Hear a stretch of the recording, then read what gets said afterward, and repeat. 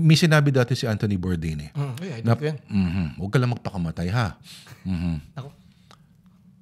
Ang feeling daw palagi ni Anthony Bourdain, kahit successful na siya na parang, para daw siyang nasa isang kotse na humaharurot. Dire-diretso lang. At yung greatest fear niya anytime ay may marirealize yung mga taong nag-i-employ sa kanya. At marirealize sila na, tingina, bakit pinapasweldo natin to?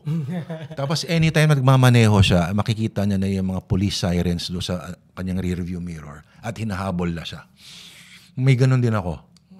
Na anytime soon, dati pag tumatawag, pag nag-ring yung phone at nakita ko, pangalan ng executive producer, puta, eto na, wala na akong trabaho bukas. Yes. Ito na yun, may nasabi ako o may ginawa ako.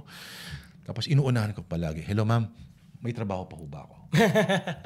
So, thankfully hanggang ngayon, 3 months, kahit every 3 months, 6 months yung kontrata, ay hindi naman natitigil. So, tuloy-tuloy lang.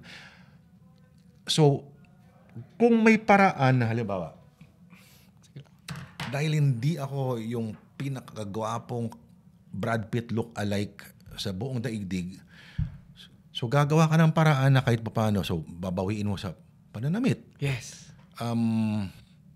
Diskartehan mo na, okay, so hindi ka bawian mo na, okay, kahit paano siguro yung ikaw naman yung pinakamagandang fit na Amerikana kahit gawang kamuning lang. Diba? Yung mga ganung pakita. Alam natin na lahat kayo ay nagbabasa lang sa prompter. Pero baka pwedeng the night before, meron kang isang babasahing teksto na magdadagdag ng ng bagong konteksto sa subject matter na pinag-uusapan na current events, mga ganyan.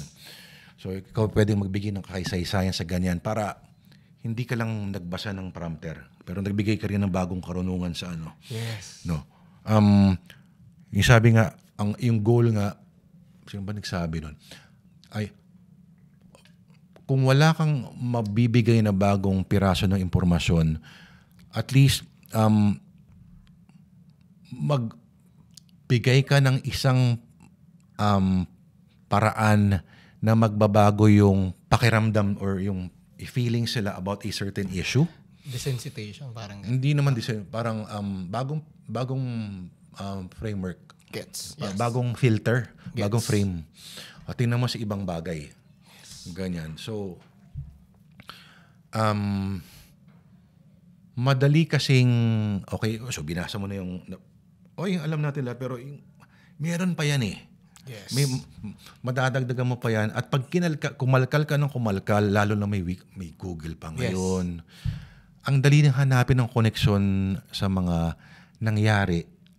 Alam mong hindi yan first time na nangyari sa may kinalaman yan.